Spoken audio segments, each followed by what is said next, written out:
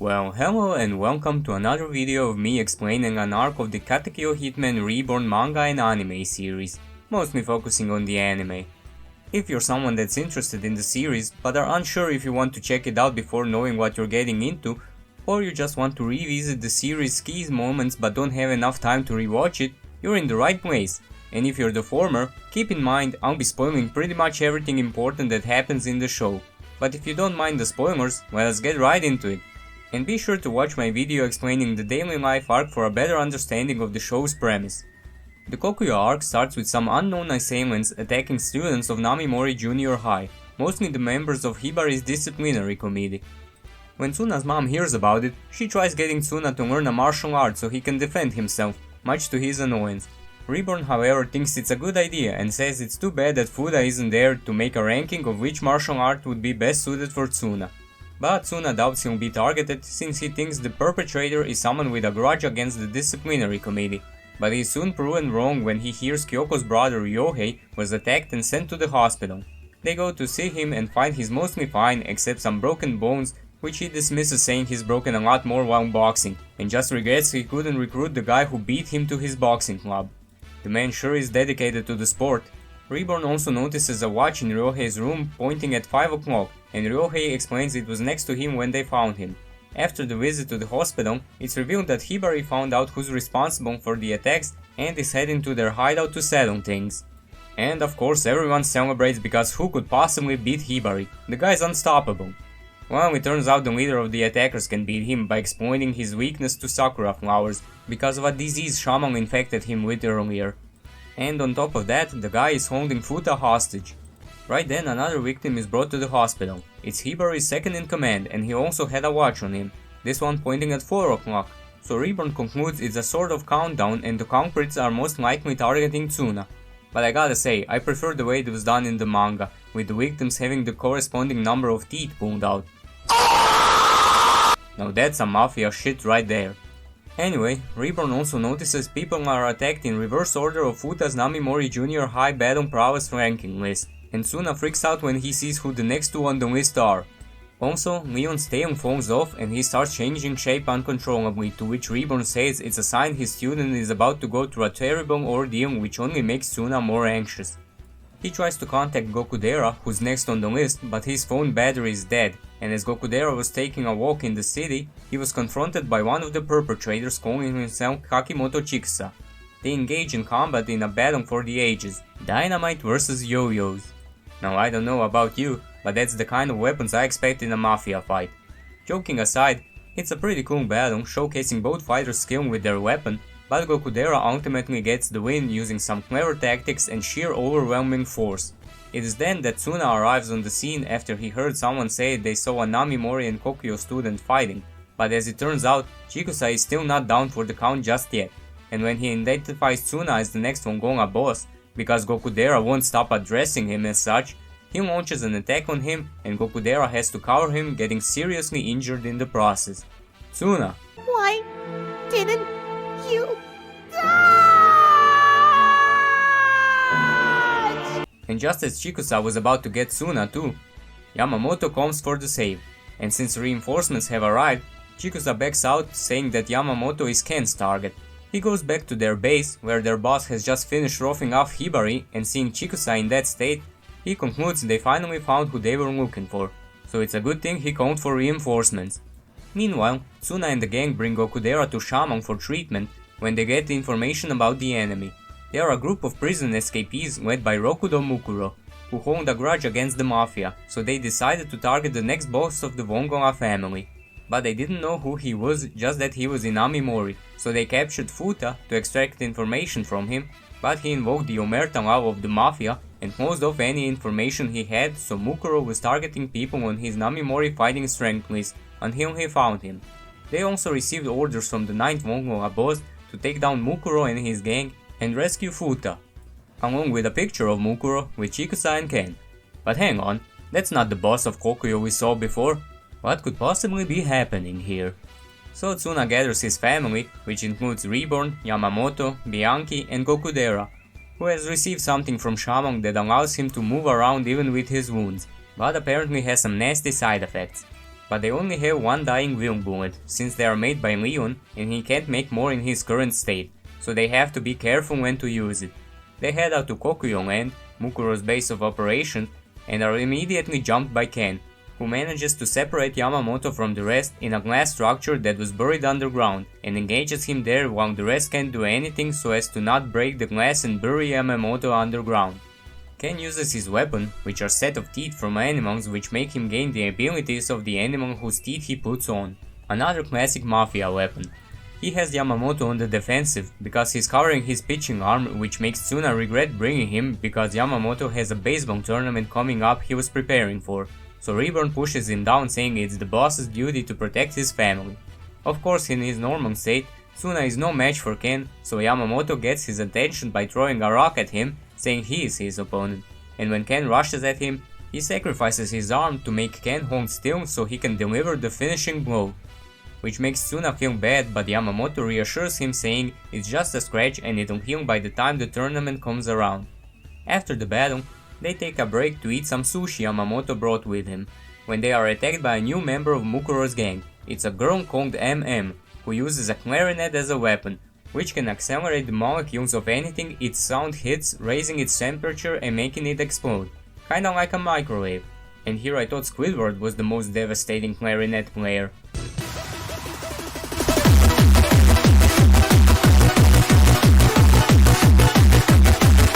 She is confronted by Bianchi, who is annoyed by MM saying a man is only good if he has money, while Bianchi believes love is more important. She tries closing the distance between them using her poison cooking as a shield, but when she gets close, MM reveals the clarinet can turn into nunchucks and she can fight in close combat as well. She knocks Bianchi back and prepares to finish her with the sound attack, but Bianchi touched her clarinet, turning it into poison cooking, so MM gets poisoned and is out of the fight. And Bianchi rushes to Reborn, being happy that his nap wasn't interrupted. That's the power of love. But it's too early to relax just yet, because right after that, this creepy guy shows up. His name is Birds, because he has these little birds as pets. But he's not here to fight. Instead, he sends his subordinates, the Bloody Twins, to follow Kyoko and Haru and kill them if Tsuna and the others don't do as he says. And he equipped his birds with cameras and is projecting the whole thing on a big screen for everyone to see. The man really came prepared. His first order to them is to beat up Tsuna, but everyone refuses, so Tsuna tells them to do it so that nothing would happen to the girls. And so Bianchi punches him, saying she originally came here to kill him, so it's not a big deal for her. But she did hold back and didn't punch him with full strength. The next thing Birds told them was to stab Tsuna with the knife he gave them. And again, trying to protect Kyoko and Haru, Tsuna takes the knife and is about to stab himself, not knowing the knife is poison. But then Reborn's contingency plan came to save the day. He sends Shaman to look after Kyoko, and Ipin and Lambo, who were now 10 years older thanks to the 10-year bazooka, to protect Haru. And they effortlessly take care of the twins. So now it's time to bring the beatdown to Birds. But he goes down after just one hit. Tsuna and the rest then notice Futa in the nearby woods, and they ask him to come with them, but he says he's with Mukuro now and runs off with Tsuna going after him, while the rest of the crew is confronted by the Mukuro from the photograph and his giant steel ball. That's not a euphemism, he really has a giant steel ball as a weapon. Tsuna runs into the Kokuyo boss Mukuro, or is he? Of course he is, he has a freaky eye and everything. He pretends to be another hostage and asks Tsuna if he came to rescue him. Tsuna says it will be alright and that he's here with some friends and an infant and they will surely rescue them. Mukuro was interested in that infant Tsuna mentioned and asked him about Reborn, but Tsuna tells him to just wait there and leaves back to the rest of the crew. He sees they are attacked by the Mukuro from the photograph, who already defeated Yamamoto and Gokudera, and yells at him to stop, surprising even himself that he did that. And one shot with the dying will bullet later and they start fighting. Tsuna manages to stop his steel ball, so Mukuro engages him in hand-to-hand combat and easily overpowers Tsuna, seemingly crushing him with his giant steel ball. But Tsuna stands up and tells Mukuro he's not a bad person, because he noticed he closed his eyes before delivering the finishing blow and choosing to finish the fight with his ball rather than his own hands. This shakes Mukuro up and he denies it, but Tsuna repeats it to him and lands a blow on the now distracted Mukuro, ending the fight. Mukuro concedes defeat and expresses his hope they will be able to defeat the real Mukuro. Wait, you mean this one was fake? Oh my god. Mild shock. He tells them the story how he was the bodyguard of a mafia boss in northern Italy, and one day the boss brought an orphan boy to the family, who of course was the real Mukuro, and he looked after him like a little brother. But one day he blacked out, and when he came to be, he was surrounded by the corpses of his family members, and Mukuro told him he killed them. And since that day he was under Mukuro's control. He was about to tell them something else, but Chikusa pumps him full of poison needles to shut him up. They give him first aid, and Reborn contacts Mongola's elite medical unit to come as fast as they can, but it will take some time. Tsuna asks the fake Mukuro for his name, and he says it's Lancia. And after witnessing that and hearing Lancia's story, Tsuna is resolved to take down Mukuro. But they are out of dying will bullets, so he is unsure how he will manage it, but still proceeds anyway, leaving the unconscious Yamamoto with Lancia until the medical team arrives. They enter the main Kokuyo land building and find a way up when they are confronted by Chikusa, but Gokudera stays behind to take care of him, so it's time for a rematch. Gokudera gets the upper hand in the fight, seeing as this is a favorable terrain for him since there are a lot of obstacles and he can set up traps with his dynamite. But the side effect from Shaman's medicine kicks in and Gokudera is caught off guard and is ambushed by Ken, who finally woke up. And this begins the trend of Gokudera losing battles because of some injury that he would normally win. My boy gets robbed of his victories way too often. And now he finds himself in dire straits, outmatched and outnumbered. But he notices one of Bird's birds singing Namimori Junior High's song on a nearby door. So he throws a piece of dynamite towards them to reveal Hibari was locked up in there, saying he figured he was the only one who likes their school song enough to teach it to a bird. And with Hibari's arrival, the tables are turned and he defeats Ken and Chikusa even though he is in bad shape himself. Meanwhile, Tsuna, Reborn and Bianchi reach the final boss room where Mukuro is waiting. Tsuna still thinks he's a hostage of Mukuro, but he soon finds out it's the real Mukuro himself. Futa is also there, but Tsuna notices there's something strange about him. He stabs Bianchi and then attacks Tsuna with a trident tip. Reborn gives him Dino's own whip to defend himself, but rather than going for Futa, he goes for Mukuro, who he suspects is controlling him. But he gets tangled up in the whip. Luckily, he also entangles Futa and disarms him, but Futa is still trying to attack him.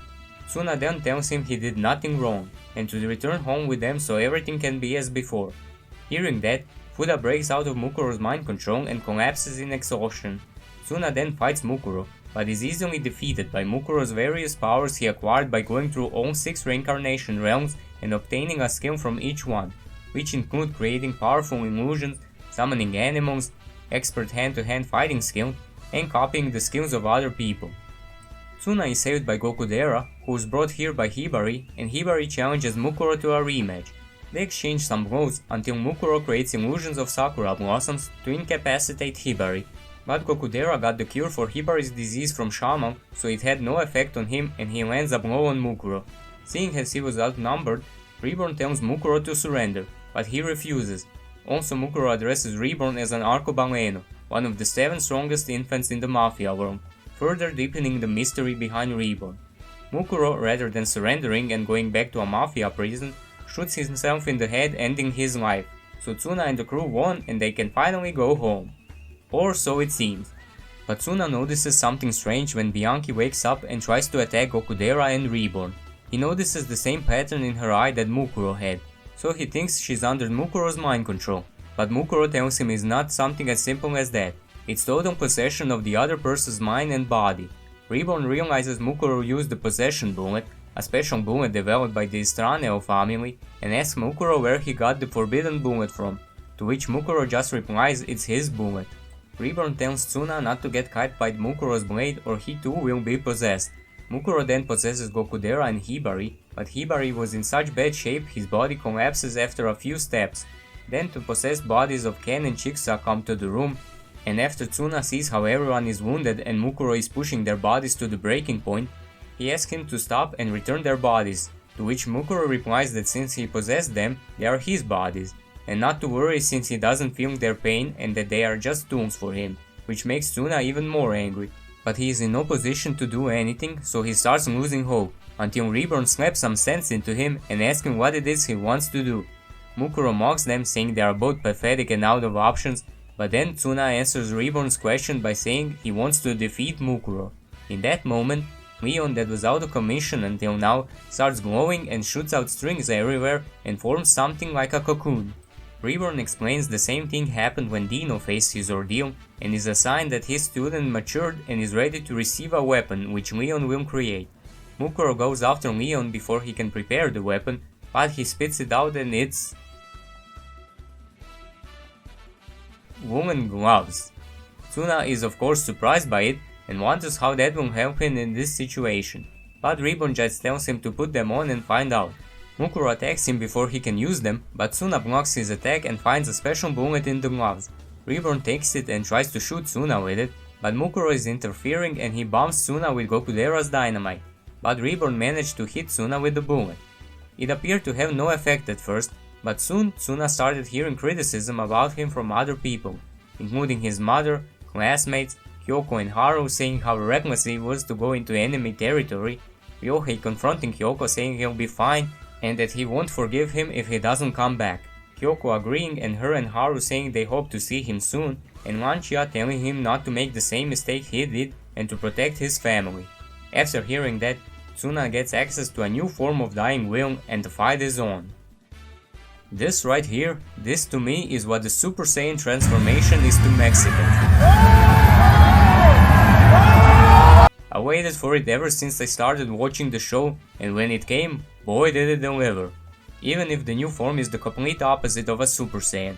In this new Hyper Dying Will mode, Tsuna's internal limiters are released as opposed to the regular Dying Will mode where his external limiters are released for a short burst of power, so he can fight for longer and is more calm and collected, which allows him to utilize his Wongola Hyper Intuition to the fullest, which we saw snippets of when he knew what to say to Lancia and Futa to break them out of mind control, and read his opponent more efficiently, giving him an edge in battle.